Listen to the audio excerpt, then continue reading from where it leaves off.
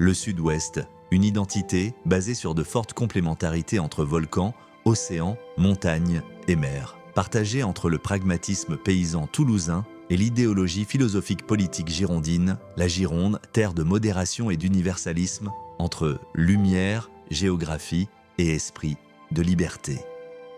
Pourquoi la Gironde a-t-elle donné naissance à un courant politique aussi singulier que celui des Girondins, ces révolutionnaires de modérés, fervents défenseurs de la liberté, du progrès et de l'universel? La réponse ne se trouve pas dans un seul facteur, mais dans la rencontre fertile entre un territoire, une histoire et un état d'esprit. Ici, à Bordeaux et dans ses environs, souffle depuis longtemps un vent d'équilibre et de raison. Au XVIIIe siècle déjà, cette région voit fleurir une pensée éclairée, nourrie par la philosophie des Lumières. Des figures comme Montesquieu, originaire du Bordelais, y défendent la séparation des pouvoirs, la tolérance et le respect des libertés individuelles. Portée par un commerce maritime florissant, ouverte sur l'Atlantique, la Gironde est en lien constant avec le monde.